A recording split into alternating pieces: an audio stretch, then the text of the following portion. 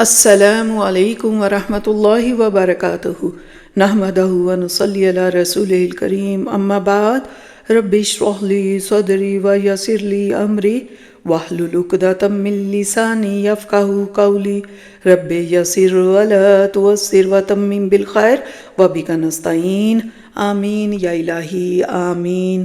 امید ہے آپ سب لوگ خیر سے ہوں گے۔ اللہ کے حکم سے آج ہم 23واں پارہ سٹارٹ کر رہے ہیں۔ سورہ یاسین کی آیت 22 سے 32 میں مضمون جو چلا آ رہا ہے وہ یہی ہے کہ پچھلی آیات میں انبیاء علیہ السلام کی تائید کرنے والے مرد مومن کا ذکر تھا، اس پارے میں بھی اسی مرد مومن کی تبلیغ کا ذکر ہے۔ تو بسم اللہ کرتے ہیں۔ اعوذ باللہ من الشیطان الرجیم، بسم اللہ الرحمن الرحیم۔ وَمَا لِيَ لَا أَعْبُدُ الَّذِي فَطَرَنِي وَإِلَيْهِ تُرْجَعُونَ۔ اس مرد مومن نے بستی کے لوگوں سے مخاطب ہو کر کہا کہ میں اللہ کی عبادت کیوں نہ کروں کہ اسی نے مجھے پیدا کیا، اسی کی طرف مجھ کو پلٹ کر جانا ہے۔ اللہ کو چھوڑ کر اگر میں کوئی اور معبود پکڑ لوں تو مجھے اس معبود کا کیا فائدہ کہ اللہ اگر مجھے کوئی نقصان پہنچانا چاہے تو دوسرے معبود میرا کچھ بھی بھلا نہیں کر سکتے۔ بستی والوں نے اس کی دعوت کو قبول کرنے کے بجائے اس کو قتل کر دیا۔ اللہ نے اس کو جنت میں داخل کر دیا اور اللہ کی رحمتیں بستی والوں سے الگ ہو گئی۔ اس آدمی کو اللہ نے بخش دیا اور جب جنت میں داخل فرمایا تو اس نے جنت کی نعمتیں اور آسائشیں دیکھی تو کہنے لگا کاش میری قوم کو معلوم ہو جائے کہ اللہ نے میرے ساتھ کیا معاملہ کیا تو وہ بھی ہدایت پالیں۔ یہ آدمی دنیا میں بھی قوم کا خیر خواہ تھا اور جنت میں بھی اسے اپنی قوم کی فکر تھی۔ اسی طرح کفار مکہ کو بتایا جا رہا ہے کہ نبی پاک صلی اللہ علیہ وسلم کو بھی آپ لوگوں کی ایسی ہی فکر ہے۔ جس طرح وہ مرد مومن اپنی قوم کا خیر خواہ تھا، اس کے بعد ہم نے اس کی قوم پر آسمان سے کوئی لشکر نہ اتارا، نہ اس طرح ہم اتارا کرتے ہیں۔ وہ تو بس ایک زوردار چنگھاڑ تھی، جبھی وہ سب بجھ کر رہ گئے۔ افسوس ہے بندوں کے حال پر کہ نہیں آتا ان کے پاس کوئی پیغمبر مگر وہ اس کا مذاق ہی اڑاتے ہیں۔ کیا انہوں نے دیکھا نہیں کہ ان سے پہلے ہم نے کتنی نسلوں کو ہلاک کر دیا کہ وہ ان کی طرف لوٹ کر نہیں آتے اور وہ سب کے سب ہمارے ہی سامنے حاضر کیے جائیں گے۔ اس کے بعد آیات 33 سے 35 کا مضمون ہے کھول آنکھ زمین دیکھ۔ ان آیات میں قدرت الہی کے ایک بہت بڑے مظہر اور معرفت الہی کے حصول کی ایک عظیم نشانی پر غور و فکر کی دعوت دی گئی۔ یہ نشانی ہے زمین جو بظاہر مردہ اور ویران نظر آتی ہے، اچانک اللہ بارش برسا کر اسے زندہ کرتا ہے اور سرسبزی اور شادابی کا زیور پہنا کر آراستہ اور بارونق بنا دیتا ہے۔ اسی زمین سے اناج اور پھلوں کے خزانے برآمد ہوتے ہیں اور پانی کے چشمے ابلتے ہیں۔ یہ سب نعمتیں انسانوں کے لیے لذت، تقویت اور کئی فوائد کا سامان ہے۔ غور کا مقام ہے کہ یہ نعمتیں کس نے پیدا کی ہے، زمین میں یہ تاثیر کس نے رکھی ہے۔ بلا شبہ یہ اللہ سبحانہ تعالیٰ ہی کی کاریگری ہے۔ پھر آیات 36 سے 40 کا جو مضمون ہے کہ اللہ نے ہر شے جوڑوں کی صورت میں پیدا فرمائی۔ یہ آیات اللہ کی تخلیق کی اس شان کو بیان کر رہی ہے کہ ہر شے کو جوڑوں کی صورت میں پیدا کیا گیا۔ مثال کے طور پر زمین سے اگنے والی نباتات جوڑوں کی صورت میں ہے۔ انسانوں کی تخلیق جوڑوں کی صورت میں کی گئی۔ رات اور دن باہم جوڑے کی نسبت رکھتے ہیں۔ سورج اور چاند بھی ایک جوڑے کی حیثیت میں ہے۔ اسی طرح یہ ساری مظاہر قدرت جہاں حق کے آثار ظاہر کر رہی ہیں وہاں ان کا جوڑوں کی صورت میں ہونا آخرت کے واقع ہونے کی دلیل ہے۔ جس طرح ہر مخلوق جوڑے کی صورت میں ہے، اسی طرح دنیاوی زندگی کا جوڑا آخرت کی زندگی ہے۔ اس کے بعد آیات 41 سے 44 کا مضمون اللہ نے سواریوں کے بھی جوڑے بنائے ہیں۔ اللہ سبحانہ تعالیٰ نے سواریوں کو جوڑوں کی صورت میں بنایا۔ ایک وہ ہے جو کشتی اور جہازوں کی صورت میں دریاؤں اور سمندروں میں چلتی ہے، دوسری وہ ہے جو خشکی پر رواں دواں ہے۔ یہ بڑی جسامت والے سواری اور بار برداری کے جانور دور جدید میں ایجاد ہونے والی گاڑیاں اور ریل کی صورت میں یہی چیزیں ہیں۔ پھر ان سواریوں میں محفوظ سفر بھی اللہ ہی کی رحمت سے ممکن ہے۔ اگر سمندر میں طغیانی آ جائے اور کشتیاں ڈوبنے لگے تو سوائے اللہ کے کوئی ڈوبنے سے نہیں بچا سکتا۔ اس کے بعد آیات 45 سے 50 کا مضمون انسانوں کی ناشکری اور محرومی۔ ان آیات میں انسانوں کی اکثریت کی محرومی اور ناشکری، اس سے آگے بڑھ کر گستاخانہ رویہ بن گئی جب ان سے کہا جاتا ہے کہ چاروں طرف اللہ کی پھیلی ہوئی نشانیوں کو دیکھ کر اللہ کی معرفت حاصل کرو، اس کی عنایات کا شکر ادا کرو، تو وہ اعراض کرتے ہیں۔ جب انہیں ضرورت مندوں کی مدد کے لیے مال خرچ کرنے کی دعوت دی جاتی ہے تو پلٹ کر کہتے ہیں کہ اللہ عادل اور قادر ہے، جب چاہے گا خود ہی ان کی مدد کر دے گا۔ کیا ہم ان کی مدد کریں جن کو اللہ نے محروم کر رکھا ہے؟ اور جب انہیں آخرت کی جواب دہی سے خبردار کیا جاتا ہے تو طنزیہ انداز سے سوال کرتے ہیں کہ بتاؤ آخرت کا وعدہ کس وقت ظاہر ہوگا؟ یہ گستاخانہ روش پر اللہ نے شدید غضب کا اظہار کرتے ہوئے فرمایا کہ یہ لوگ اس شدید پکڑ کے انتظار میں ہیں جو انہیں اچانک آ دبوچے گی، پھر یہ نہ کوئی وصیت کر سکیں گے نہ ہی اپنوں کی طرف لوٹ کر مدد حاصل کر سکیں گے۔ اس کے بعد آیات 51 سے 54 کا جو مضمون ہے روز قیامت، دوبارہ اٹھنے کا منظر۔ روز قیامت جب سر میں پھونک ماری جائے گی تو تمام مردے زندہ ہو کر میدان حشر کی طرف دوڑنے لگیں گے۔ مجرم اس وقت افسوس سے کہیں گے کہ ہمیں کس نے ہماری قبروں سے باہر نکال کیا۔ گویا قیامت کی دہشت ان کے لیے عذاب قبر سے بھی زیادہ ہولناک ہوگی۔ انہیں آگاہ کیا جائے گا یہ وہ قیامت ہے جس کا اللہ نے وعدہ کیا تھا، جس سے رسولوں نے خبردار کیا تھا۔ آیات 55 سے 58 کا مضمون اہل جنت پر عنایات۔ ان آیات میں آگاہ کیا جا رہا ہے کہ روز قیامت ہر انسان کو اس کے اعمال کے مطابق بدلہ دیا جائے گا، کسی کے ساتھ زیادتی نہ کی جائے گی۔ نیک لوگ جنتوں میں اپنی دلچسپیوں میں مگن ہوں گے، وہ اپنی بیویوں کے ساتھ درختوں کے گھنے سائے میں درختوں پر بیٹھے ہوں گے، انہیں ہر طرح کے میوہ جات فراہم کیے جائیں گے، جو بھی طلب کریں گے عطا کیا جائے گا۔ سب سے بڑی نعمت سلام قولا من رب رحیم کی صورت میں اللہ رحیم اور کریم کی طرف سے سلامتی کا تحفہ ہوگا۔ اس کے بعد آیات 59 سے 62 کا مضمون شیطان کی عبادت مت کرو۔ روز قیامت مجرمین کو شرم دلائی جائے گی کہ تمہیں شیطان کی عبادت کرنے سے منع کیا گیا تھا، لیکن تمہاری اکثریت نے اس ملعون کی عبادت کی۔ تمہیں حکم دیا گیا تھا کہ صرف اللہ کی عبادت کرو، یہی سیدھا راستہ ہے، لیکن تم شیطان کے راستے پہ چلتے رہے۔ یہ آیات عبادت کے اصل مفہوم کو واضح کر رہی ہیں۔ عبادت سے مراد دلی یا مادگی کے ساتھ کسی کی اطاعت کرنا۔ پھر آیات 63 سے 65 کا جو مضمون ہے مجرموں کا برا انجام۔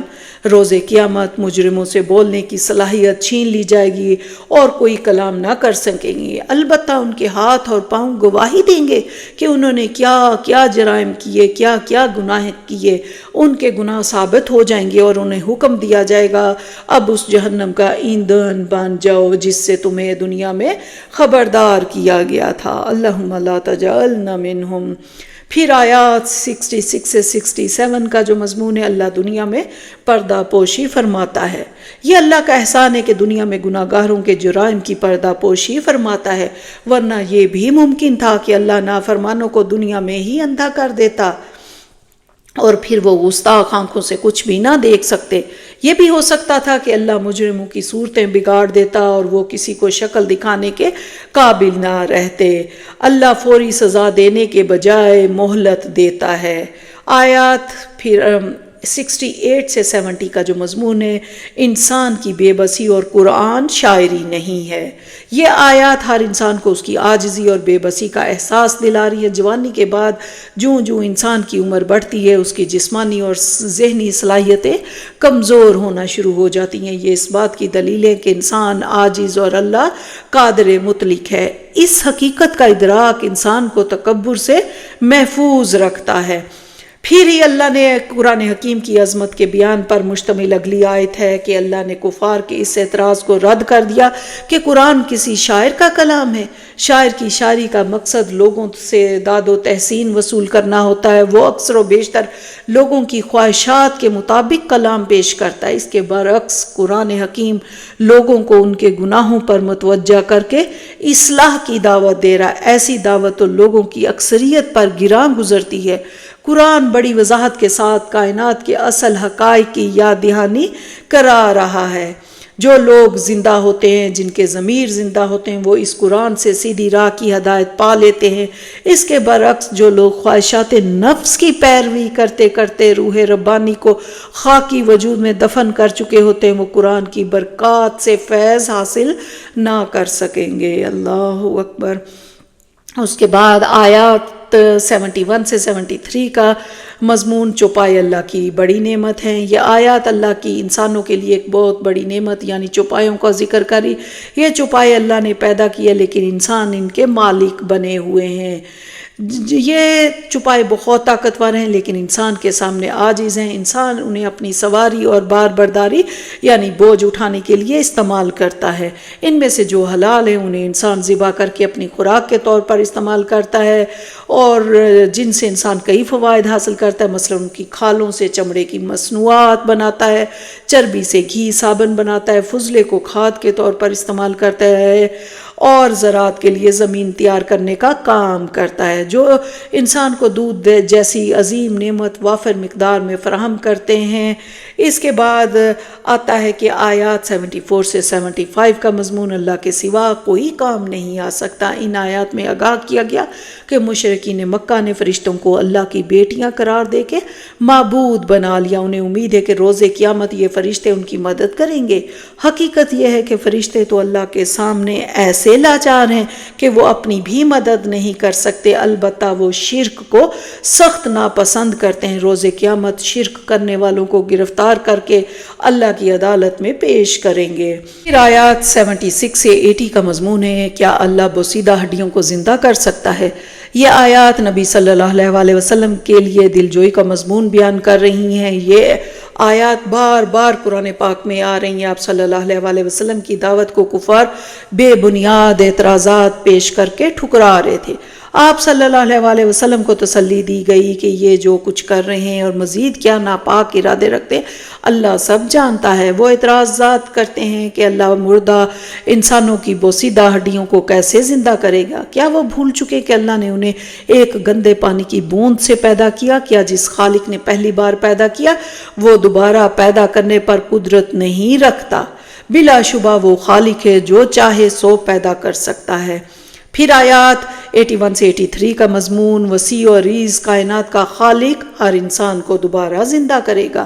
اللہ سبحانہ و تعالیٰ وہ عظیم خالق ہے جس نے بلند اور بالا آسمان اور وسیع و عریض زمین بنائی ہے۔ بلا شبہ وہ ہر شے کا بنانا جانتا ہے، لہٰذا وہ انسانوں کو بھی دوبارہ بنائے گا۔ اس کے بنانے کا عمل تو صرف یہ ہوتا ہے کہ وہ کن کہتا ہے اور ایک شے وجود میں آ جاتی ہے۔ ہر شے اس کی مخلوق ہے اور تمام انسانوں کی اس کی بارگاہ میں حاضر ہو کر اپنے اعمال کی جواب دہی کرنی ہے۔ بلا شبہ اس کی قادر مطلق ہستی ہر کمی، کمزوری اور عیب سے پاک ہے۔ اس کے بعد سورہ صافات سٹارٹ ہوتی ہے۔ اس سورہ مبارکہ میں توحید، رسالت اور آخرت کے مضامین بڑے مؤثر انداز میں بیان ہوئے ہیں۔ اس کی آیات 1 سے 5 کا مضمون تعلیمات وحی کا حاصل۔ یہ آیات ایک قسم اور پھر جواب قسم پر مشتمل ہیں۔ ایک اہم حقیقت کے بیان کے لیے ان فرشتوں کو قسم کے ذریعے گواہ بنایا جا رہا ہے جو اللہ کے تابع دار اور انبیاء تک وحی پہنچانے پر مامور ہیں۔ وہ فرشتے ہر وقت صف باندھے اللہ کے احکامات کے منتظر ہوتے ہیں، پھر جب وحی لے کر آتے ہیں تو ان شیطانوں کو ڈانٹتے ہیں جو وحی کی سن گن لینے کی کوشش کرتے ہیں۔ پھر وہ تلاوت کرتے ہوئے نبی صلی اللہ علیہ وسلم کے قلب مبارک پر وحی نازل کرتے ہیں۔ وحی کی تعلیم کا لب لباب یہ ہے کہ معبود صرف اور صرف اللہ ہے۔ وہ تمام انسانوں، زمین اور ان کے درمیان موجود ہر شے کا مالک اور نگران ہے۔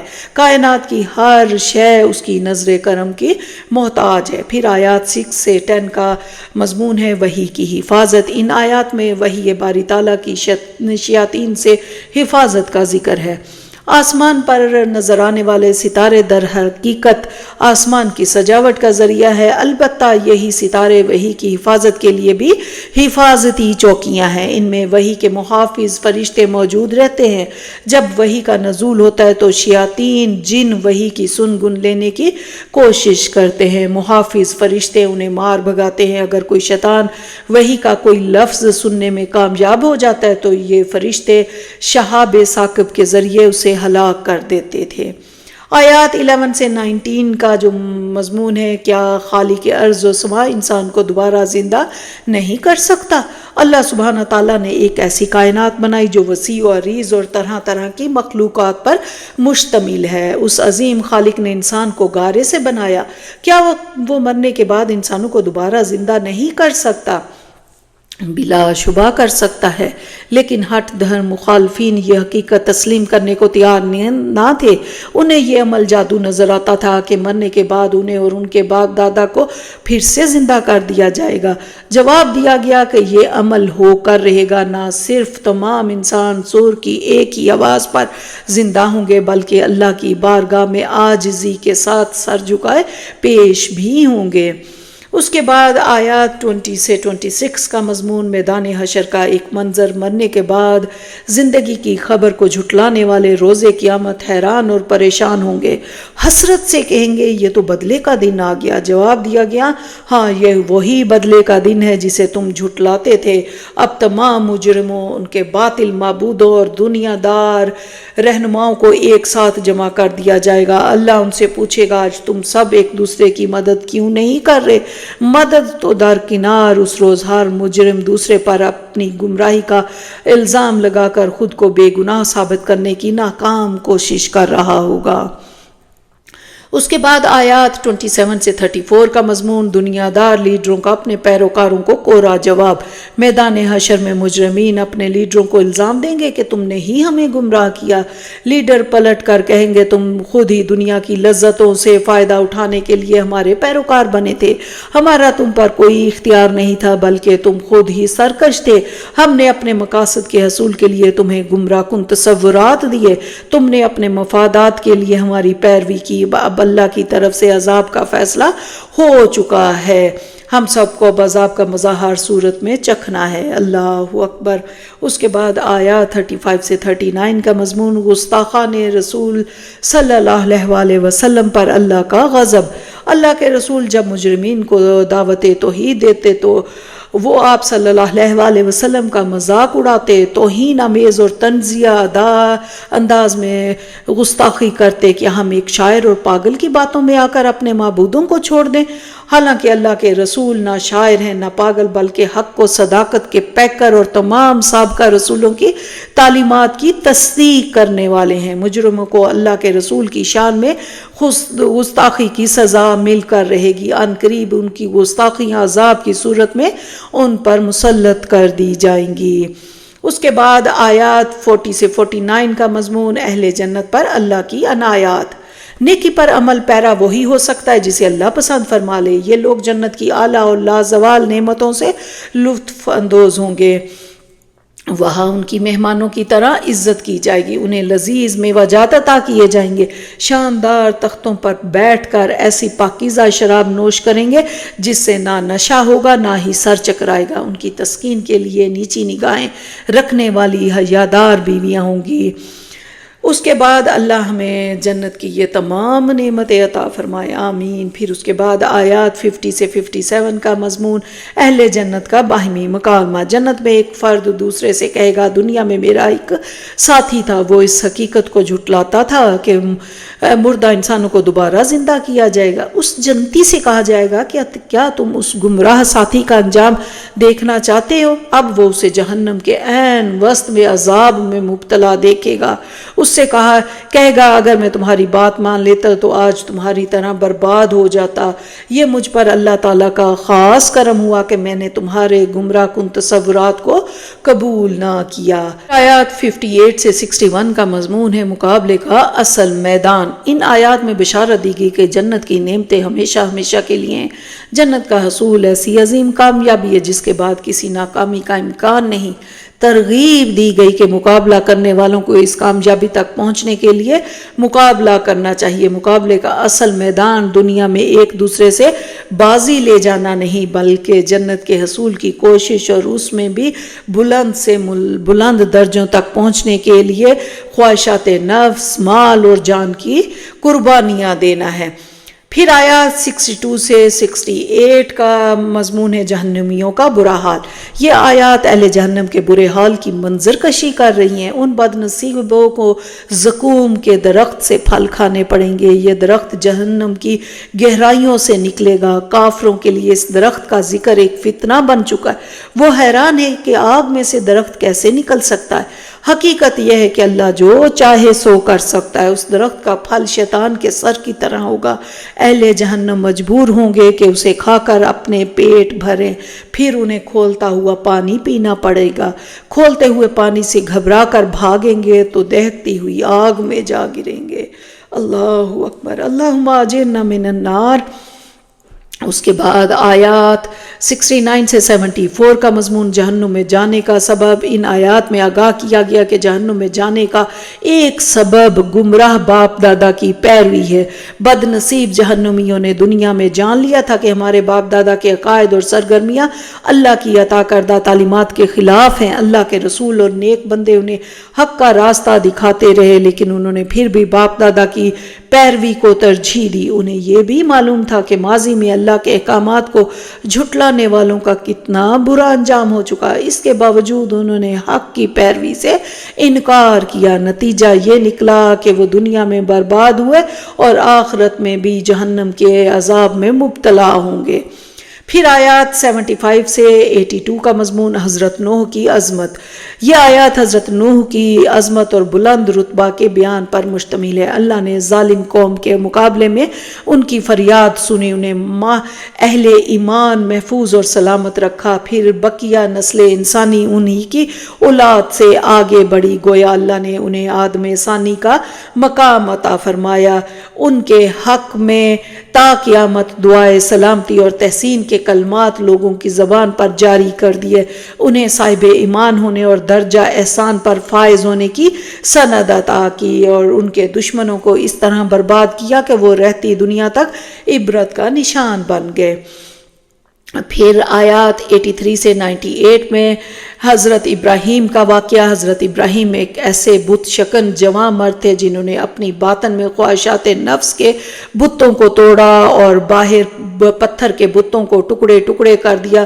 وہ اپنے رب کی طرف ایک ایسے دل سے متوجہ ہوتے ہیں جو نفسانی خواہشات کی سیاہی اور برے اعمال کے زنگ سے پاک اور شفاف تھا۔ پھر باہر انہوں نے بت شکنی کے مشن کا آغاز کیا، بت پرستوں کے سامنے حق گوئی اور بے باکی کی مثال قائم کی، انہی خود ساختہ معبودوں کی لاچارگی اور معبود حقیقی کی اعلیٰ شان کی طرف متوجہ کیا۔ جب بت پرست واعظ و نصیحت سے اصلاح پر آمادہ نہ ہوئے تو بت خانے میں جا کر بتوں کو پاش پاش کر دیا۔ بت پرستوں نے جہالت کی انتہا کر دی اور حضرت ابراہیم کو دہکتی ہوئی آگ میں جلا دینے کی سازش کی۔ معبود حقیقی اللہ سبحانہ تعالیٰ نے آگ کو سلامتی والا کر دیا اور حق کے دشمنوں کی سازش ناکام کر کے انہیں ذلیل اور رسوا کر دیا۔ پھر آیات 99 سے 111 کا جو مضمون ہے تاریخ انسانی کی عظیم ترین قربانی۔ حضرت ابراہیم کو آگ میں ڈال کر شہید کرنے کی کوشش نے ثابت کر دیا کہ اب ان کی قوم سے کسی خیر کی توقع نہیں کی جا سکتی تھی۔ لہٰذا حضرت ابراہیم نے اللہ کے بھروسے پر ہجرت کی اور مختلف مقامات پر جا کر توحید کی دعوت دیتے رہے۔ اسی محنت کے دوران جب بالوں کی سیاہی سفیدی میں بدل گئی، بڑھاپے نے قوتوں کو کمزور کر دیا تو دعا کی، اے میرے رب اس پاکیزہ مشن کو جاری رکھنے کے لیے صالح اولاد کی نعمت عطا فرما۔ اللہ نے پاکیزہ دعا قبول فرمائی اور حضرت اسماعیل جیسا فرزند عطا فرمایا۔ جب حضرت اسماعیل اس قابل ہوئے کہ باپ کے مشن میں ساتھ دے سکے تو اللہ نے حضرت ابراہیم کو تاریخ انسانی کے عظیم ترین امتحان سے گزارا۔ انہیں حکم دیا کہ اپنے اکلوتے بیٹے کو ذبح کر دو۔ آپ کی دیگر اولاد بعد میں پیدا ہوئی۔ اس سے قبل حضرت ابراہیم گھر، والدین، اپنی جان، اپنی قوم، اپنے وطن کی محبت کو اللہ کی محبت کے سامنے قربان کر چکے تھے۔ البتہ اب جو امتحان تھا وہ بلا شبہ انتہائی مشکل تھا، لیکن آفرین ہے حضرت ابراہیم پر کہ انہوں نے اللہ کے حکم کو ترجیح دی اور بیٹے کو ذبح کرنے پر تیار ہو گئے۔ تحسین حضرت اسماعیل کے لیے بھی کہ انہوں نے کم سنی کے عالم میں اللہ کی راہ میں قربان ہونے کو پوری رضا اور رغبت کے قبول کر لیا۔ یہ فیضان نظر تھا یا کہ مکتب کی کرامت تھی؟ سکھائے کس نے اسماعیل کو آداب فرزندی؟ این اس وقت جب حضرت ابراہیم حضرت اسماعیل کے گلے پر چھری پھیرنے لگے، اللہ نے حضرت اسماعیل کا فدیہ جنت سے ایک مینڈھا بھیج کر ادا کر دیا۔ حضرت اسماعیل کی جگہ وہ مینڈھا قربان ہوا۔ اللہ نے باپ اور بیٹے کی قربانی کی اس مثال کو ہر سال عید الاضحیٰ کے موقع پر قربانی کی عبادت مقرر کر کے یادگار بنا دیا۔ اس کے بعد آیات 112 سے 113 کی جو مضمون ہے کہ اہمیت نسب کی نیک کردار کی، ان آیات میں حضرت ابراہیم کے لیے ایک اور بیٹے حضرت اسحاق کی ولادت کی بشارت ہے۔ حضرت اسحاق بھی اپنے والد اور بڑے بھائی حضرت اسماعیل کی طرح انتہائی نیک اور پارسا تھے۔ اللہ نے ان سب کو اپنی رحمتوں اور برکتوں سے فیض یاب فرمایا، البتہ ان کی اولادوں میں انتہائی نیک بھی تھے اور اپنی جانوں پر کھلا ظلم کرنے والے بھی۔ گویا نیک انسان کی اولاد ہونا اولاد کے لیے فضیلت کی بنیاد نہیں بلکہ اصل اہمیت ذاتی کردار اور طرز عمل کی ہے۔ اس کے بعد آیات 114 سے 122 کا مضمون حضرت موسیٰ اور حضرت ہارون پر عنایات ربانی۔ یہ آیات حضرت موسیٰ اور حضرت ہارون پر اللہ سبحانہ تعالیٰ کی بہت ساری عنایات کا ذکر کر رہی ہیں۔ اللہ نے ان دونوں کو اور ان کی قوم کو آل فرعون کے شدید ظلم سے نجات دی، ان کی قوم کو سرخرو کیا اور قوم کے سامنے آل فرعون کو ہلاکت سے دوچار کیا۔ اللہ نے حضرت موسیٰ اور حضرت ہارون کو تورات جیسی عظیم کتاب عطا فرمائی، ان دونوں کو سیدھی راہ کی ہدایت نصیب فرمائی، ان دونوں کو صاحب ایمان اور درجہ احسان پر فائز ہونے کی سند دی، رہتی دنیا تک ان کے لیے تحسین اور سلامتی کے کلمات کو جاری فرما دیا۔ اس کے بعد آیات 123 سے 132 میں حضرت الیاس کا ذکر ہے۔ ان آیات میں حضرت الیاس کی تحسین ہے، انہوں نے اپنی قوم کو رب حقیقی یعنی اللہ سبحانہ تعالیٰ کی بندگی کرنے کی دعوت دی اور ایک خود ساختہ معبود بال کی پرستش سے منع فرمایا۔ قوم نے ان کی دعوت کو جھٹلایا اور ہلاکت سے دوچار کیا۔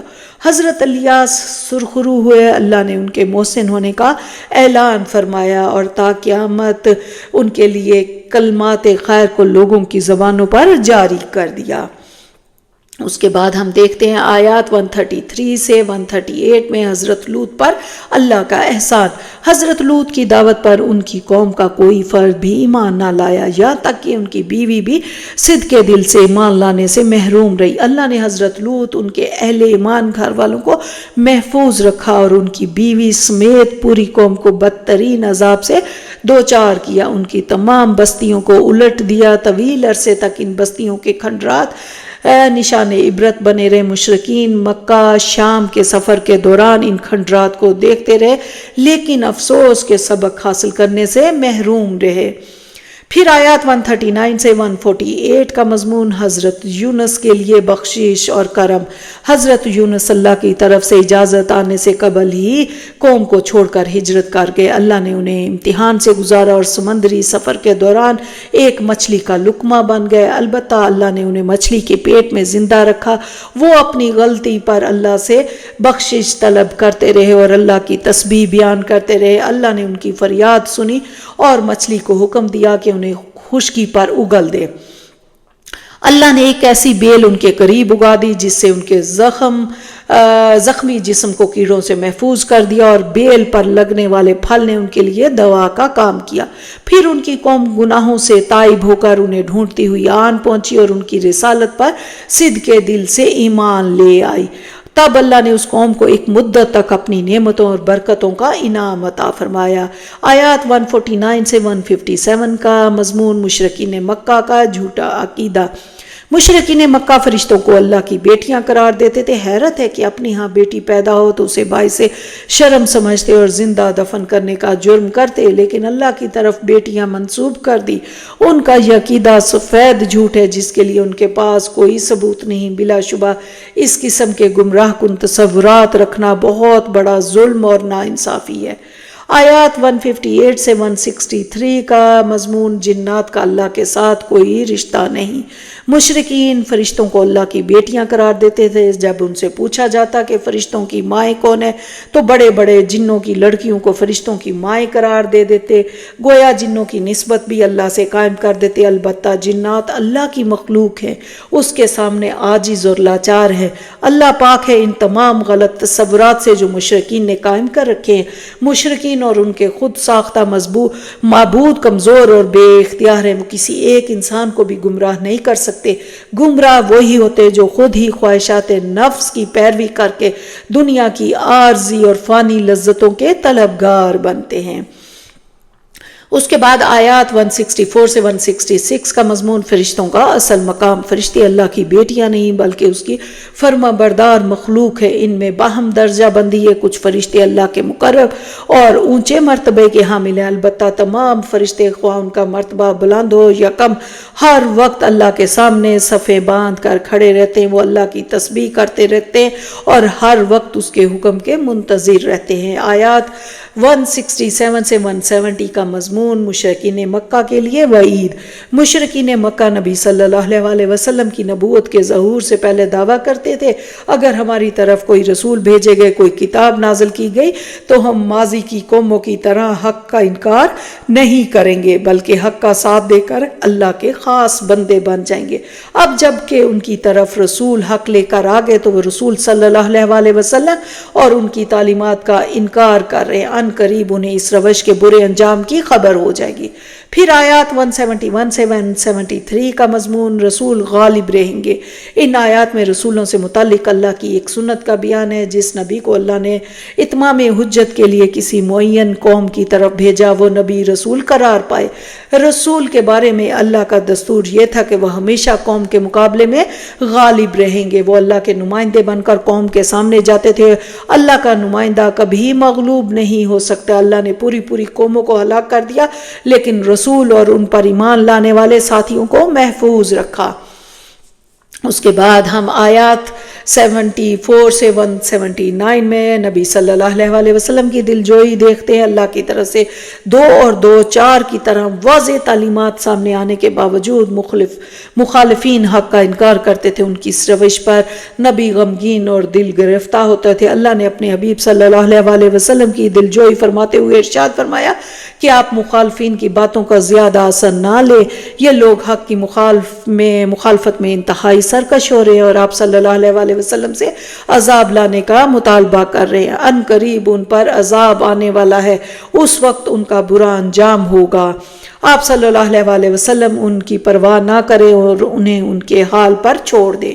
پھر آیات 180 سے 182 کا مضمون اللہ کے لیے تسبیح اور انبیاء کے لیے درود و سلام۔ یہ 3 آیات ایک حسین ایمانی کیفیت کی چاشنی لیے ہوئے ہیں، ان میں اللہ کی تسبیح اور حمد کا بیان بھی ہے اور تمام انبیاء کرام کے لیے سلامتی کا ذکر بھی۔ اعلان کیا گیا کہ اللہ تعالیٰ ان تمام باطل تصورات سے پاک ہے جو مشرکین اللہ کے ساتھ وابستہ کرنے کی حرکت کر رہے۔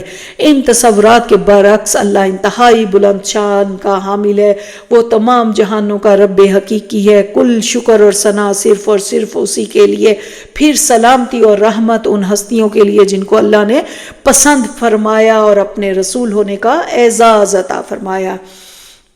اس کے بعد سورہ صاد سٹارٹ ہو رہی ہے۔ سورہ مبارکہ میں قرآن کریم کی اس شان کو بیان کیا گیا کہ یہ تمام جہانوں کے لیے یاد دہانی ہے۔ یہ سورہ مبارکہ یاد دہانی کی ایک واضح مثال ہے۔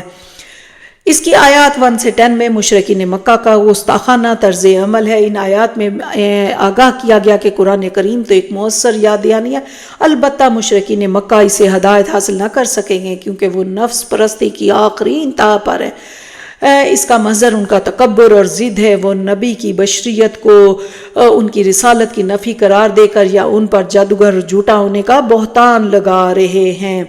اللہ ان کو اس چیز کی سزا دے گا۔ اصل بات یہ ہے کہ انہوں نے اپنی گستاخیوں کا وبال نہیں چکھا۔ اگر اس وبال کا انہیں اندازہ ہو جائے تو پھر وہ اپنے تکبر اور گستاخیوں کو بھول جائیں گے۔ پھر آیات 11 سے 16 کا مضمون گستاخان رسول کے لیے وعید۔ یہ آیات مشرکین مکہ کو خبردار کر رہی ہیں اگر وہ اپنے تکبر، ضد اور گستاخانہ طرز عمل سے باز نہ آئے تو ان کا ویسا ہی انجام ہوگا جیسا قوم نوح، قوم عاد، آل فرعون، قوم سمود، قوم لوط اور جنگل والی قوم کا ہوا تھا۔ اللہ ان پر ایسی آفت بھیجے گا جو ان کی مکمل بربادی تک جاری رہے گی۔ آیات 17 سے 20 کا مضمون اللہ کا فضل حضرت داؤد پر۔ حضرت داؤد اللہ سے لو لگانے کا خصوصی اہتمام فرماتے تھے۔ اللہ نے انہیں باعزت مقام، شان و شوکت ان کے حمدی باری تعالیٰ کے طرح نے اتنے مؤثر اور دل پذیر تھے کہ پہاڑ بھی وجد میں آ جاتے اور اڑتے ہوئے پرندے بھی ان کے ساتھ شریک حمد ہو جاتے۔ اللہ نے انہیں ایک مستحکم بادشاہت عطا کی، حکمت اور دانائی کی خیر کثیر سے نوازا اور گفتگو کرنے کا عمدہ سلیقہ سکھایا۔ اس کے بعد آیات 21 سے 25 میں ایک سبق آموز واقعے کا ذکر ہے۔ واقعے کے مختلف پس منظر بیان کیے گئے، جن میں سے ایک یہ کہ حضرت داؤد نے اپنی سرگرمیوں کے لیے دن مخصوص کر لیے تھے۔ ایک روز دربار میں بیٹھ کر امور حکومت چلاتے اور لوگوں کے درمیان تنازعات کا فیصلہ کرتے، ایک روز اپنے ذاتی کام نپٹاتے اور ایک روز اللہ کی بارگاہ میں محو عبادت رہتے۔ ایک ایسے دن جبکہ وہ محو عبادت تھے کہ اچانک دو گروہ دیوار پھاند کر داخل ہوئے۔ انہوں نے اپنا باہمی تنازع بیان کیا اور درخواست کی کہ فوری فیصلہ کر دے ورنہ معاملہ کہیں خون خرابے تک نہ پہنچ جائے۔ حضرت داؤد نے فیصلہ تو فرما دیا، لیکن انہیں محسوس ہوا کہ اللہ نے اس واقعے کے ذریعے انہیں ایک کوتاہی کا احساس دلایا کہ وہ منصب خلافت پر ہے، انہیں ہر وقت عدل کے ساتھ تنازعات کا فیصلہ کرنے کے لیے دستیاب ہونا چاہیے۔ پھر آیت 26 میں عدل کی اہمیت ہے۔ اس آیت میں اللہ نے حضرت داؤد کو آگاہ کیا، انہیں خلافت کا منصب عطا کیا گیا۔ ان کی سب سے بڑی عبادت اور نیکی یہ ہے کہ وہ لوگوں کے درمیان عدل کے ساتھ فیصلہ کریں، حق کے مقابلے میں خواہشات نفس کی پیروی نہ کریں۔ آیات 27 سے 28 کا جو مضمون ہے، نیکی کرنے والے اور برائی کرنے والے برابر نہیں۔ کافر سمجھتے ہیں کہ آسمان اور زمین کی تخلیق بے مقصد ہے، حالانکہ ایسا نہیں۔ کائنات کی ہر شے اللہ کی اطاعت کر رہی ہے۔ انسانوں کو بھی یہی حکم ہے کہ اللہ کی فرما برداری اختیار کریں۔ اب جو لوگ اللہ کا حکم مان رہے ہیں اور جو نہیں مان رہے، دونوں برابر نہیں ہو سکتے۔ یہ تصور گمراہ کن ہے کہ اللہ غفور اور رحیم ہے اور سب ہی کو معاف فرما دے گا۔ بے شک اللہ غفور اور رحیم بھی ہے اور قہار و جبار بھی ہے۔ اس کے بعد آیت 29 کا مضمون قرآن حکیم پر غور و فکر کے 2 درجے۔ اس آیت میں قرآن حکیم کو ایک بابرکت کتاب قرار دیا، وہ کتاب جس پر غور و فکر سے انسان کو برکات حاصل ہوتی۔ حکم دیا گیا اس مبارک کتاب کی آیات پر غور و فکر کرو۔ البتہ غور و فکر کے 2 درجے ہیں، ایک ہے تذکر اور دوسرا ہے تدبر۔ کسی مقام پر سرسری غور و فکر کر کے اس کے پیغام کو سمجھ لینا تذکر ہے، البتہ کسی مقام پر گہرا غور و فکر کرنا اور اس میں پوشیدہ علم و حکمت کے نکات کا فہم حاصل کرنے کی کوشش کرنا تدبر ہے۔ پھر آیات 30 سے 32 کا جو مضمون حضرت سلیمان کی تحسین۔ حضرت سلیمان حضرت داؤد کے بیٹے اور جانشین تھے۔ اللہ کے ایسے خوب بندے تھے کہ اپنے والد کی طرح ہر وقت اللہ سے لو لگائے رکھتے تھے۔ اللہ نے انہیں اپنی راہ میں جہاد کا خصوصی جذبہ عطا کیا تھا۔ ان کے سامنے جنگوں میں استعمال ہونے والے گھوڑے لائے جاتے، انہیں خوب پیار کرتے اور شفقت سے ان کی گردنوں اور پنڈلیوں پر ہاتھ پھیرتے۔ آیات 33 سے 40 میں حضرت سلیمان کے لیے اللہ کی عطا۔ ان آیات کے پس منظر میں مختلف روایات نقل کی گئی۔ ان میں سے ایک رائے یہ ہے کہ حضرت سلیمان نے اللہ سے دعا کی تھی کہ میرے بعد خلافت کا منصب میری اولاد کو عطا کیا جائے۔ اللہ نے ان پر ظاہر فرما دیا ان کی اولاد اس منصب کی اہل نہیں۔ حضرت سلیمان نے اولاد کے حوالے سے اپنی خواہش سے رجوع کیا اور دعا کی اللہ انہیں ایسی بادشاہت عطا فرما دے جیسے کسی اور کو نصیب نہ ہو۔ اللہ نے یہ دعا قبول فرمائی۔ حضرت سلیمان کو ہوا پر اختیار دے دیا گیا، وہ ان کے حکم کے تابع تھی، جس رخ پر چاہتے جس رفتار سے چاہتے اسے چلنے کا حکم دیتے۔ انتہائی طاقتور جنات ان کے قابو میں تھے جن سے بڑی بڑی تعمیرات کراتے، سمندروں سے موتی اور خزانے برآمد کراتے۔ اس کے بعد آیات 41 سے 44 میں حضرت ایوب کی آزمائش کا خاتمے کا ذکر ہے۔ ان کا پورا خاندان سوائے بیوی کے ختم ہو گیا۔ پھر انہیں ایسی بیماری لگی کہ شدید تکلیف کے باعث کہیں آنے جانے سے بھی معذور ہو گئے۔ انہوں نے ان آزمائشوں پر صبر و رضا کی اعلیٰ مثال قائم کی، اللہ سے آزمائش کے خاتمے کی دعا کرتے رہے۔ آخرکار اللہ نے ان کی دعا سن لی، ان کے قدموں کی ضرب سے پانی کا ایک چشمہ جاری فرمایا جس کے پینے اور اس سے غسل کرنے میں ان کے لیے شفا تھی۔ اللہ نے سابقہ اولاد کے اعتبار سے دگنی اولاد عطا فرمائی۔ بیماری کے عالم میں ایک موقع پر بیوی سے ناراض ہو کر قسم کھا بیٹھے تھے کہ تمہیں 100 بیض ماروں گا۔ اللہ نے فرمایا 100 بیضوں کا جوڑا ایک گٹھا بنا لو، ایک ہی بار مار کر اپنی قسم کو پورا کر لو۔ وہ اللہ کے کیا خوب بندے تھے، کبھی اللہ کے ذکر سے غافل نہ ہوتے تھے۔ پھر آیات 45 سے 48 کا جو مضمون انبیاء کرام کا ذکر مبارک، ان آیات میں 6 انبیاء کرام کا ذکر مبارک آیا۔ ان میں حضرت ابراہیم، حضرت اسحاق، حضرت یعقوب، حضرت اسماعیل، حضرت یسع، حضرت ذوالکفل شامل ہیں۔ یہ سب کے سب اللہ کے چنے ہوئے نیک بندے تھے۔ اس کے بعد آیات 49 سے 54 میں متقیوں کا عمدہ ٹھکانہ جنت ہے۔ متقی یعنی اللہ کی نافرمانیوں سے پرہیز کرنے والے ایسے باغات میں ہوں گے جو رہائش کے لیے بنائے گئے ہیں۔ جب ان باغات کے قریب پہنچیں گے تو اس کے دروازے پہلے ہی سے کھلے ہوں گے۔ وہاں وہ ٹیک لگا کر مسندوں پر بیٹھیں گے، کثرت سے میوے اور مشروبات طلب کریں گے۔ ان کے پاس نیک نکاحوں والی پاک بیویاں ہوں گی۔ یہ نعمتیں روزے حساب عطا ہوں گی اور پھر ہمیشہ باقی رہیں گی۔ اس کے بعد آیات 55 سے 58 کا مضمون سرکشوں کا برا ٹھکانہ۔ اللہ کے باغیوں اور سرکشوں کا ٹھکانہ دہکتی ہوئی آگ کی صورت میں ہوگا۔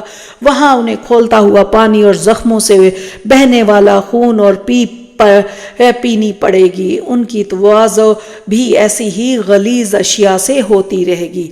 اس کے بعد آیات 59 سے 64 کا جو مضمون اولاد کی بری تربیت کا برا انجام۔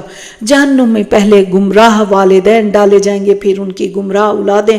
جب اولاد کو جہنم میں داخل کیا جائے گا تو والدین انہیں لعن طعن کریں گے کہ جہنم میں پہلے ہی انتہائی گھٹن اور تنگی ہے، تم بھی چلے آ رہے ہو۔ اولاد انہیں بد دعا دے گی کہ تمہارے لیے کوئی کشادگی نہ ہوگی، تم نے ہمیں گمراہ کن عقائد سکھائے، ہماری بری تربیت کی، ہمیں اس بربادی تک پہنچایا۔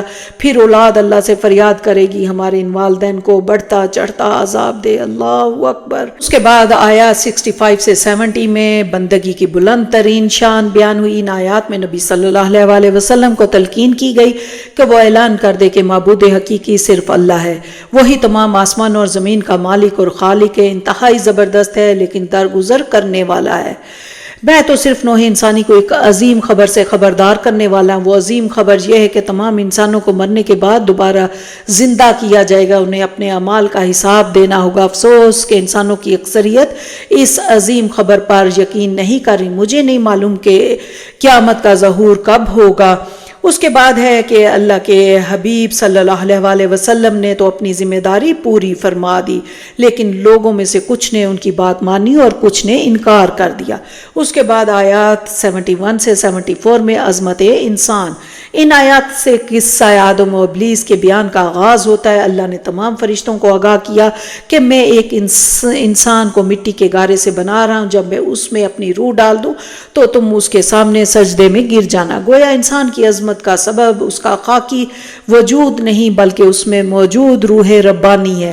جیسے ہی اللہ نے انسان یعنی حضرت آدم کے خاکی وجود میں اپنی روح ڈالی، تمام کے تمام فرشتے ان کے سامنے سجدے میں گر گئے۔ لیکن اللہ نے سجدے کا حکم فرشتوں کے ساتھ ساتھ ایک جن ابلیس کو بھی دیا تھا۔ اس نے تکبر کی وجہ سے حضرت آدم کو سجدہ کرنے سے انکار کر دیا۔ اللہ کے ایک حکم کے انکار نے اس بد نصیب کو کافر اور ملعون بنا دیا۔ پھر آیات 75 سے 78 میں اللہ نے انسان کو دونوں ہاتھوں سے بنایا۔ یہ آیات بیان کر رہی ہے کہ اللہ نے انسان کو اپنے دونوں ہاتھوں سے بنایا۔ دراصل اس کائنات میں اللہ کے 2 عالم جاری اور ساری ہیں، ایک عالم امر جس میں وقت کا عنصر نہیں، اللہ کسی شے کے لیے کہتا ہے کن اور وہ ہو جاتی ہے، اس کے برعکس دوسرا عالم خلق ہے جس میں ہر شے وقت کے ساتھ ساتھ اپنے عروج پر پہنچتی ہے۔ جب اللہ نے ابلیس سے دریافت کیا کہ تم نے عظمتوں کے حامل انسان کو سجدہ کیوں نہ کیا تو اس نے جواز پیش کیا کہ میں انسان سے بہتر ہوں، میری تخلیق آگ جیسی شے سے ہوئی اور انسان کو خاک جیسے مادے سے بنایا گیا۔ ابلیس ظاہر پرست تھا اور وہ انسان کے روحانی وجود کو نظر انداز کر بیٹھا۔ اللہ نے ابلیس کو اپنی قربت سے محروم کر دیا اور اس کے مردود ہونے کا فیصلہ فرما دیا۔ اس کے بعد آیات 79 سے 85 کا جو مضمون ابلیس کے ناپاک عزائم. ابلیس نے اللہ سبحانہ تعالیٰ سے قیامت تک کے لیے زندہ رہنے کی مہلت مانگی. اللہ نے اسے ایک معین دن تک مہلت عطا کی. اس نے قسم کھائی کہ وہ ہر انسان کو گمراہ کرے گا. اس کے وار سے صرف اللہ کے خاص بندے ہی محفوظ رہ سکیں گے. جواب میں اللہ نے فرمایا کہ میں جہنم کو ابلیس اور اس کے تمام پیروکاروں سے بھروں گا. پھر آیات 86 سے 88 کا مضمون قرآن اور صاحب قرآن کی عظمت. ان آیات میں قرآن حکیم اور صاحب قرآن حضرت محمد صلی اللہ علیہ وسلم کی عظمت کا بیان ہے. آپ صلی اللہ علیہ وسلم سے مخاطبین کو آگاہ فرمایا کہ میں بالکل سادہ اللہ کا بندہ ہوں، ہرگز کوئی بناوٹی یا مصنوعی رنگ اختیار کرنے والا نہیں ہوں. میرا ظاہر اور باطن ایک ہے، میری خلوت اور جلوت یکساں ہے. قرآن حکیم اللہ کا کلام اور تمام انسانوں کے لیے کائنات اور زندگی کے اصل حقائق کی یاد دہانی کرانے والا. یہ خبر دے رہا کہ پوری کائنات اور تمام انسان آخر کار فنا ہو جائیں گے، البتہ انسانوں کو دوبارہ اٹھایا جائے گا اور انہیں اپنے ایک ایک عمل کی جواب دہی کرنی ہوگی. یہاں پر سورہ زمر کا آغاز ہو رہا ہے. اس سورہ مبارکہ میں توحید عملی کے اس پہلو کا بیان نمایاں کہ صرف اور صرف اللہ ہی کی بندگی کی جائے اور اطاعت کو اس کے لیے بالکل خالص کر لیا جائے. اس کی آیات 1 سے 4 کا جو مضمون ہے اللہ کی بندگی خالص اطاعت کے ساتھ کرو. ان آیات میں توحید عملی کا بیان ہے. توحید کی دو قسمیں ہیں، توحید نظری اور توحید عملی. توحید نظری یہ ہے کہ اللہ کو ذات، صفات اور حقوق کے اعتبار سے ایک مانا جائے، کسی کو بھی اس کے ساتھ شریک نہ کیا جائے. اور توحید عملی یہ ہے کہ زندگی کے تمام معاملات میں ذوق و شوق سے اللہ کی اطاعت کی جائے، کسی کی بھی اطاعت اللہ کی نافرمانی کا باعث نہ بنے. اللہ کو ایسی خالص اطاعت ہی مطلوب ہے. اب جو لوگ اللہ کے سوا کسی اور کی اطاعت کرتے ہیں اس کا جواز یہ پیش کرتے کہ اس سے ہمیں اللہ کی قربت حاصل ہوگی، وہ جھوٹے ہیں. اللہ ایسے جھوٹوں کو ہدایت نہیں دے گا. اس کے بعد آیات 5 سے 6 کا مضمون اللہ کی قدرت کے مظاہر. اللہ بہت بڑا خالق ہے، اس کی تخلیق کے بہت سارے مظاہر ان آیات میں بیان کیے گئے ہیں کہ آسمان اور زمین جو کہ ایک مقصد کے تحت بنائے گئے ہیں، یہ دونوں اللہ کی اطاعت کرتے ہیں، اس کے احکامات کے مطابق اپنی تمام صفات کا اظہار کرتے ہیں. رات اور دن کا نظام جو بڑی باقاعدگی سے جاری اور ساری ہے. سورج اور چاند جو اللہ کے حکم سے ایک طے شدہ مدت تک گردش کرتے رہیں گے. تمام انسان جنہیں ایک ہی نفس حضرت آدم سے پیدا کیا گیا، حضرت آدم کا جوڑا حضرت اماں حوا سے کو بھی انہی کی نوح سے بنایا گیا. ان جانوروں کے 8 جوڑے پیدا کیے گئے جن کا گوشت حلال ہے. ان جوڑوں میں بکرا اور بکری، مینڈا اور بھیڑ، بیل اور گائیں، اونٹ اور اونٹنی شامل ہیں. ماں کے پیٹ میں ہر بچے کی تخلیق 3 پردوں کے اندر کی جاتی ہے. ایک پردہ وہ جھلی جس میں بچہ موجود ہوتا ہے، اس کے اوپر رحم مادر ہے، اس کے اوپر ماں کا پیٹ ہے. بلا شبہ ہمارا معبود حقیقی اور پروردگار اللہ ہی ہے جو مذکورہ بالا مظاہر قدرت کا خالق اور مالک ہے. اس کے بعد آیات 7 سے 8 میں انسانوں کی ناشکری آتی ہی ہے. بندوں پر اللہ کی نعمتیں بے شمار ہے. اگر بندے اللہ کا شکر کریں تو اللہ بہت خوش ہوتا ہے. اس کے برعکس اگر ناشکری کرے تو اللہ کی قدرت میں کوئی کمی واقع نہیں ہوتی. البتہ روز قیامت جب وہ اللہ کی بارگاہ میں حاضر ہوں گے تو کوئی انہیں ناشکری کی سزا سے بچا نہ سکے گا. تب اللہ انہیں بتائے گا کہ وہ دنیا میں کیا طرز عمل اختیار کر کے آئے ہیں. انسان کا معاملہ عجیب ہے. جب تکلیف پڑتی ہے تو گڑ گڑا کر اللہ سے دعائیں کرتا ہے. اللہ جب تکلیف کو دور کر دیتا ہے تو اس احسان کو کسی اور کی طرف منسوب کر دیتا ہے. بے شک انسان بڑا ہی ناشکرا ہے. پھر آیت 9 میں علم کی فضیلت کا بیان ہے. اس مقام پر آگاہ کر دیا گیا کہ اللہ کی نظر میں علم رکھنے والے اور علم نہ رکھنے والے برابر نہیں. جو لوگ علم رکھتے ہیں وہ درجے میں کہیں آگے ہیں. علم سے مراد اصل میں تو علم ہدایت ہے جو انسان کو سیدھی راہ کی رہنمائی کرتا ہے. اس کے بعد آیت 10 میں تقوی کے ثمرات کا بیان ہے. اس آیت میں اہل ایمان کو اللہ کا تقوی اختیار کرنے کی تلقین کی گئی. تقوی کے ذریعے ہی اللہ کی قربت کا اعلیٰ مقام یعنی درجہ احسان حاصل ہوتا ہے. ان مقربین کے لیے دنیا میں بھی نعمتیں اور سعادتیں ہیں اور آخرت میں تو انہیں بے حساب اجر سے نوازا جائے گا. اس کے بعد آیات 11 سے 16 میں اللہ ہی کی بندگی کرنے کا حکم. ان آیات میں نبی صلی اللہ علیہ وسلم کو تلقین کی گئی کہ وہ اعلان کر دے کہ مجھے حکم دیا گیا کہ میں اللہ کی بندگی کروں مکمل اطاعت کے ساتھ، اور سب سے پہلے اللہ کے فرما بردار ہونے کی مثال قائم کروں۔ اگر میں نے ایسا نہ کیا تو اندیشہ ہے ایک بڑے دن کا عذاب مجھے گرفت میں لے لے گا۔ یہ جان لو کہ اللہ کی نافرمانی کا راستہ نہ صرف تمہیں بلکہ تمام گھر والوں کو بھی جہنم میں لے جائے گا۔ گھر والوں کی دینی تربیت نہ کر کے تم انہیں سب سے بڑے خسارے سے دوچار کر دو گے، ایسا خسارہ جس کی کوئی تلافی نہیں۔ پھر آیات 17 سے 20 کا مضمون اچھا اور برا کردار۔ یہ آیات دو کرداروں کا نقشہ کھینچتی ہے۔ ایک اللہ کا پسندیدہ کردار ہے، اس کردار کے حاملین اللہ کے باغیوں کے خلاف اعلان بغاوت کرتے ہیں، اللہ کی بندگی کے لیے سرگرم رہتے ہیں، پورے ذوق و شوق سے اللہ کی ہدایات کو سنتے ہیں، پھر پورے ولولہ اور غیر متزلزل عزم کے ساتھ ان ہدایات پر عمل کرتے ہیں۔ یہی لوگ ہیں جو ہدایت پر ہیں۔ ان کے لیے جنت کے بالا خانے تیار کیے گئے ہیں جہاں انہیں ہر نعمت فراہم کی جائے گی۔ اس کے برعکس دوسرا کردار جو اللہ کو ناراض کرنے والا، یہ کردار رکھنے والے اللہ کے باغی اور نافرمان ہیں، ان کے لیے عذاب طے ہو چکا ہے، انہیں اللہ کے عذاب سے کوئی نہ بچا سکے گا۔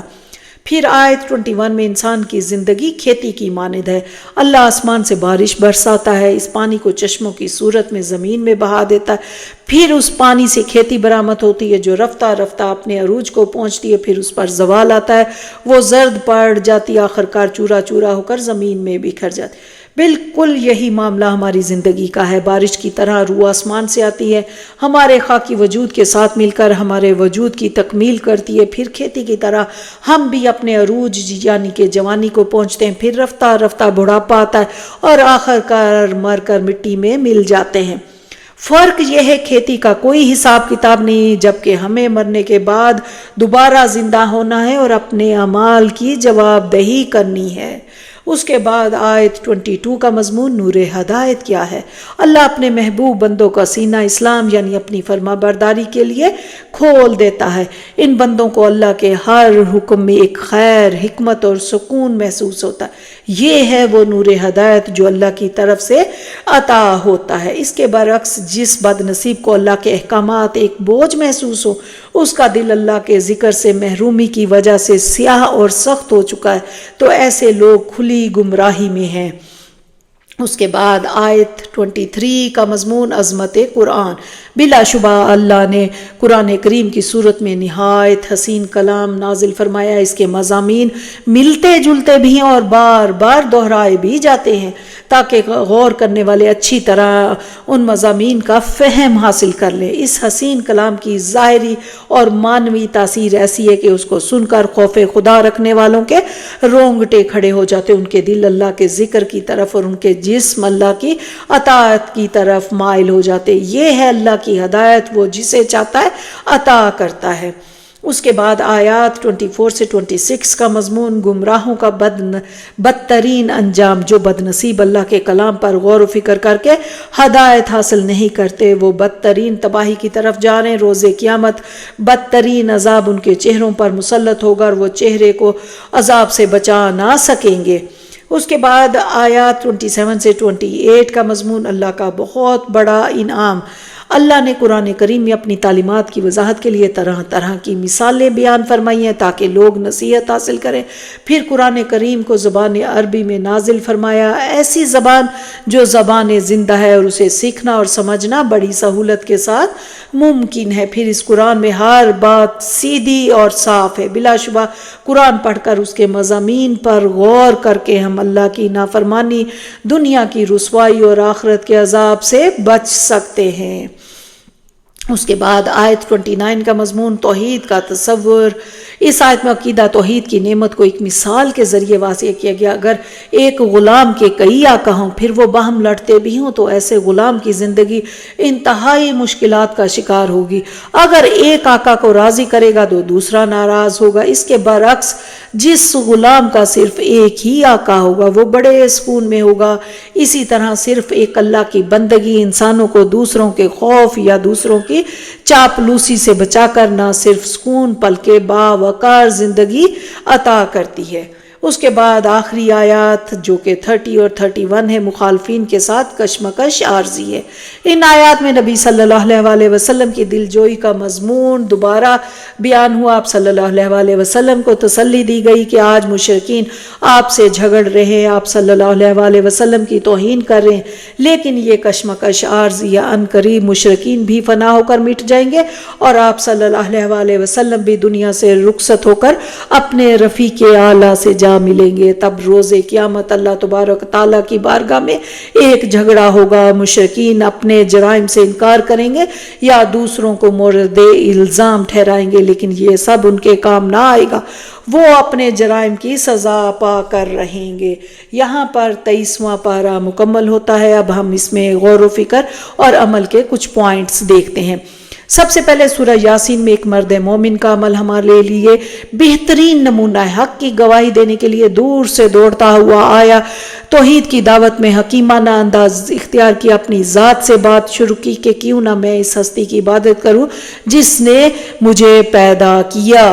بڑے غور و فکر کی یہ آیت ہے۔ پھر اس صورت میں کہ اللہ تعالیٰ نے ہر چیز کا جوڑا بنایا، صرف اللہ کی ذات ہی واحد ہے۔ اس کے بعد صاحب جنت کو بے شمار نعمتوں کے علاوہ جو وہ مانگیں گے دیا جائے گا۔ اللہ کی طرف سے جنتیوں کے لیے سلام ہوگا، جبکہ کفار کا معاملہ اس سے برعکس ہوگا، ان کے منہ پر مہر لگا دی جائے گی، باقی عذاب بولیں گے، ان کے اعمال کی گواہی دیں گے۔ اب ہمارے لیے عمل کی بات ہے کہ جنت لے جانے والے اعمال کی رغبت رکھنا اور ایسے دوستوں کی صحبت اپنانا جو صراط مستقیم پر چلنے میں بہترین مددگار ثابت ہو۔ پھر اس کے بعد سورہ صافات میں ہے کہ کلام کرنے سے پہلے قسم کھائی گئی۔ قسم عموماً تاکید اور عظمت کے لیے ہوتی ہے۔ قیامت کے دن ایک جیسے عمل کرنے والے ایک ساتھ ہوں گے، تو غور کرنے والی بات ہے کہ سب سے زیادہ آپ کی زندگی میں کس چیز کی اہمیت ہے؟ دوستی کس بنا پر کرتے ہیں؟ قرآن کی بنا پر یا کسی اور چیز پر؟ بلکہ ہمیں ہر اس چیز سے محبت کرنی چاہیے جو ہمیں اللہ کی محبت کے قریب کر دیں، اور اس کے لیے کثرت سے دعا بھی کرنی ہے۔ پھر محسنین کی مثالوں میں ہم انبیاء نوح، ابراہیم، اسحاق، اسماعیل، یونس، الیاس، موسیٰ، ہارون علیہ السلام کے حالات کو دیکھتے ہیں۔ نوح علیہ السلام کا کرب عظیم سے نجات، ابراہیم اور اسماعیل علیہ السلام کا ذبح عظیم کا واقعہ، ابراہیم علیہ السلام کا بتوں کو توڑنا اور قوم سے بغاوت، یونس علیہ السلام کا اللہ کی تسبیح کرتے رہنا اور مچھلی کے پیٹ سے نکلنا ہمارے لیے بہترین مثالیں، ان پر خوب غور و فکر کریں۔ پھر حضرت ایوب کی مثالیں ہمیں عمل کا نقطہ یہ ملتا ہے ان کی مثال سے کہ شفا سے مایوس نہ ہو، چاہے بیماری آخری حد پر ہی کیوں نہ، اللہ چاہے تو کسی وقت بھی شفا دے سکتا ہے، اس لیے کبھی مایوس نہیں ہونا۔ اس کے بعد ہے کہ خواہشات نفس کے پیچھے لگنے سے انسان گمراہ ہو جاتا ہے، آخرت کو بھول جاتا ہے، تو یاد رکھیں ہمیں اپنی خواہشات کے پیچھے نہیں لگنا۔ قرآن نازل کرنے کا اصل مقصد یہ ہے کہ اس پر غور و فکر اور نصیحت حاصل کی جائے۔ اس آیت کی روشنی میں ہم اپنا جائزہ لے سکتے ہیں۔ آخر میں یاد رکھیں کہ مال و دولت بذات خود اچھی بری چیز نہیں، مال کو ہمارے دین میں خیر کہا گیا۔ اس کا مطلب یہ ہے کہ اگر کوئی اس کو خیر کے کاموں میں استعمال کرے گا تو یہ اس کے لیے باعث خیر ہوگا، لیکن اگر کوئی شر کے کاموں میں استعمال کرے گا تو اس کے لیے باعث شر ہوگا۔ لہٰذا مال سے محبت اس لیے کرنی چاہیے کہ میں اس مال سے اپنی آخرت بناؤں گا، میں اس مال سے صلہ رحمی کروں گی، میں اس مال کو دین کی ترقی کے لیے استعمال کروں گی۔ مال کو نیکی کی جگہوں پہ خرچ کرنے کی نیت درجات کی بلندی کا باعث بن سکتی ہے، اور ہمارا مادی چیزوں سے محبت کا یہی مقصد ہونا چاہیے۔ تو بس اللہ پاک سے آخر میں دعا ہے کہ قرآن پڑھنے، سمجھنے اور اس پر عمل کرنے کی توفیق عطا فرمائے۔ ربنا تقبل منا انک انت السمیع العلیم وتب علینا انک انت التواب الرحیم۔ السلام علیکم ورحمۃ اللہ وبرکاتہ۔